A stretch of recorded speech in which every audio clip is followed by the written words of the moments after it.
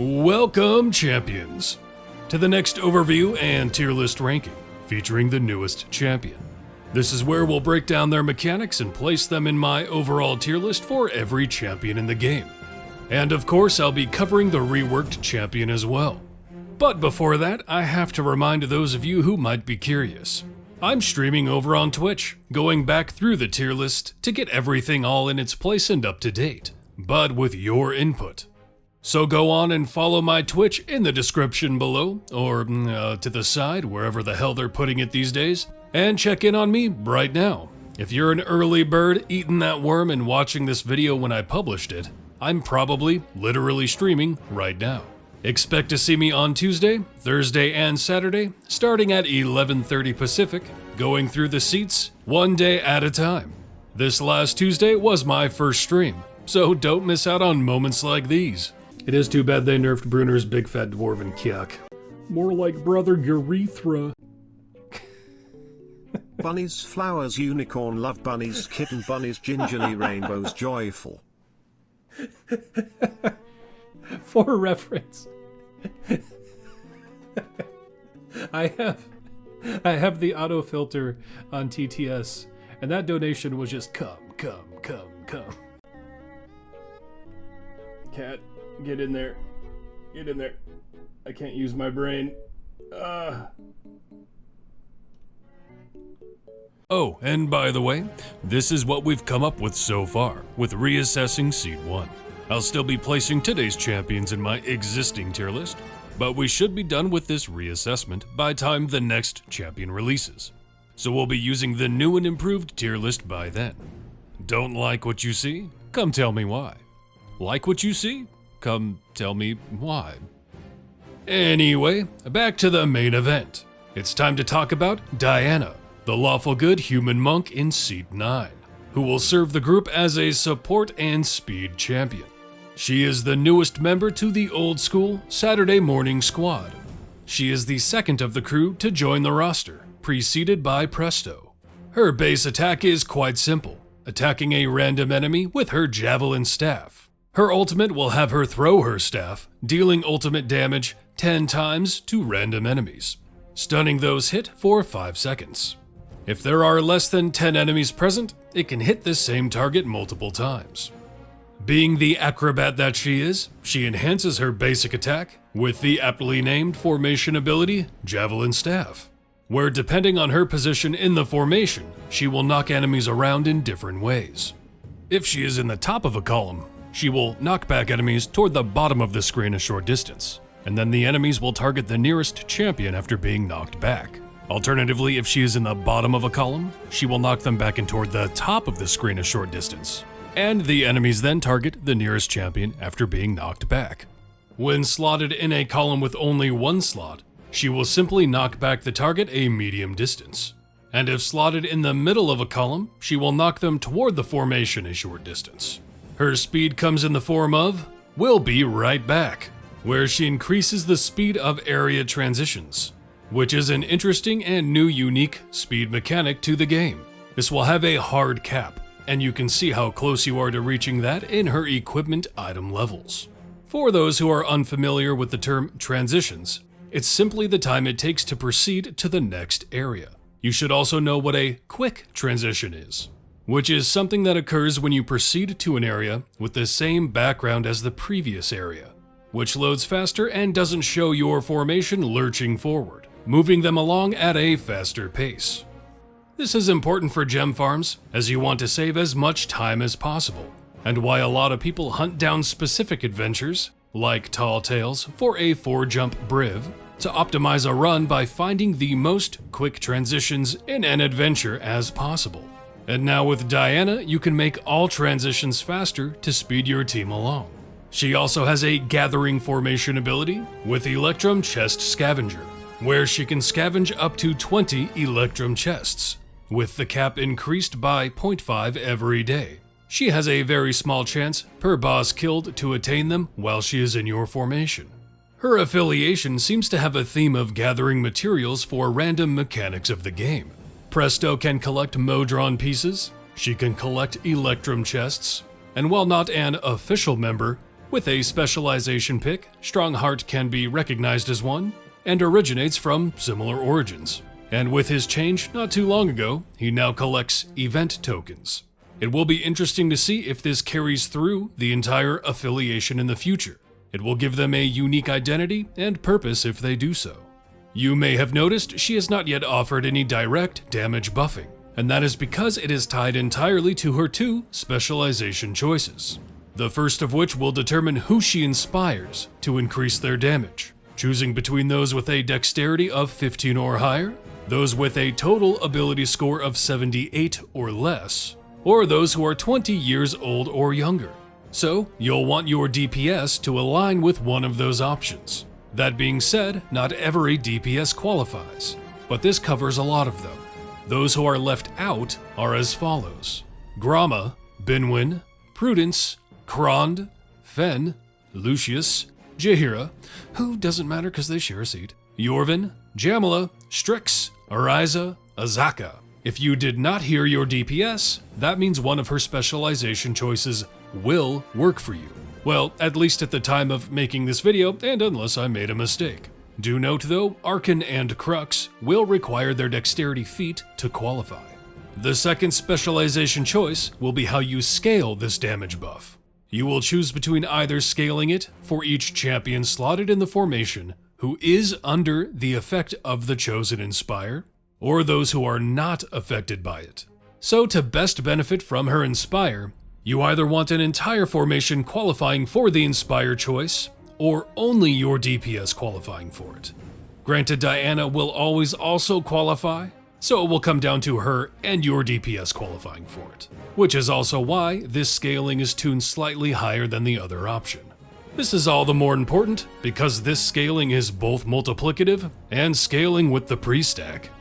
Speaking of scaling with the pre-stack, let's take a look at her equipment and feats. It's not too bad. One for all damage, one for her speed, which again caps out, one for her first specialization choice of Inspire, one for her second specialization pick, which is her pre-stack scaling, then ultimate attack and ultimate cooldown.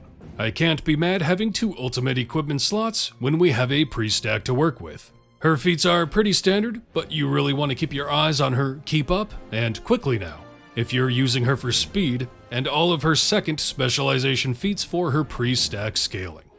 Her achievement is quite simple, simply requiring you to complete 1,000 areas with her Inspire specialization choice buffing a full formation of 10 champions. She starts out in your formation for all of her variants, able to be moved but not removed. The first should pose no problem, allowing the use of those who qualify for her first specialization options. That means every champion who is either 15 dexterity or higher, age 20 or less, and a total ability score of 78 or less, which in total is a lot of champions to choose from.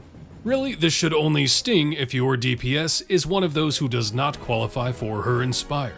The second might be a bit more annoying, taking up a slot in your formation with Kosar, and if he is defeated, you will just fail the area. Think about using multiple sources of slows or knockbacks if you need, and keeping in mind Diana's own specific knockbacks, because Kosar also reduces her attack cooldown.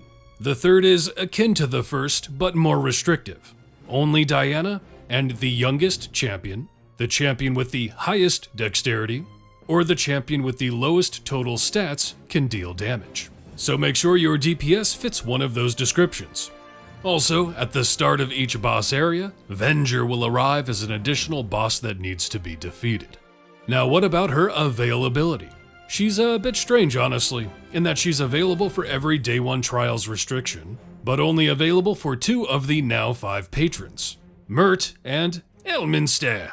As a speed champion, that's a bit of a letdown, as a lot of the speed champions tend to have good availability in the patron department to help push those variants. And especially a knock to her availability is not being usable for Vajra in particular. A lot of people tend to gem farm within a Vajra variant, so you have to weigh the benefits versus Diana's transition speed buff.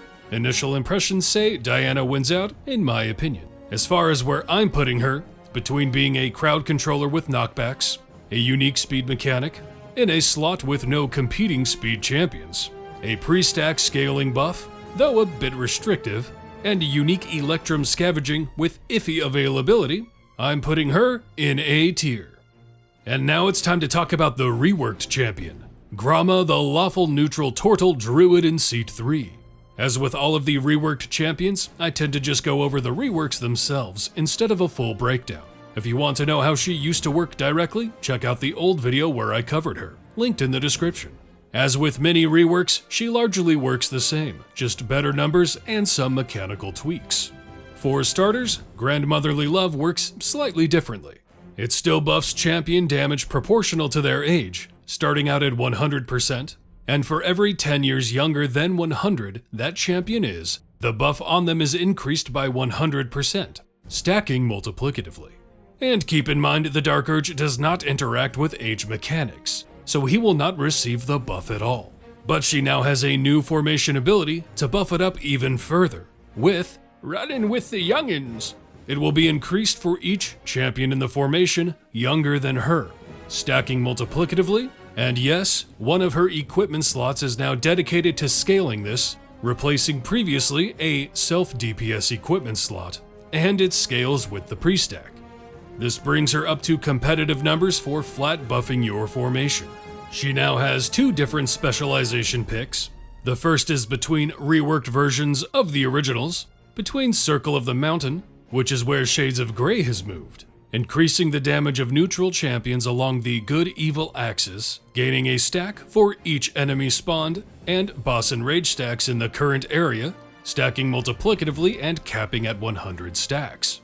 Circle of the Arctic, which will make her now cast Sleet Storm on enemies she attacks, causing her targeted enemy and all nearby enemies to take additional damage from attacks. And Circle of the Swamp, increasing her damage by 50% of the highest Grandmotherly Love buff she is applying to another champion in the formation, making her a decent DPS.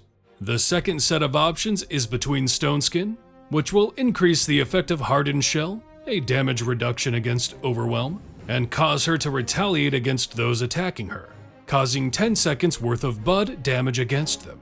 Entanglement, which will increase the effect of whatever circle she has chosen and cause enemies she has damaged to have their movement and attack speed halved, which was previously attached to Sleet Storm.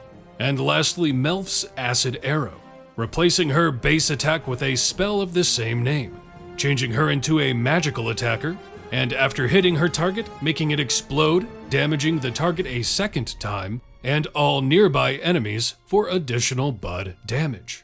Like I said earlier, one of her equipment slots changed from self-damage to Runnin' with the Youngins, but another changed to scale her first specialization pick, which is similar to what it was before, but a bit different now.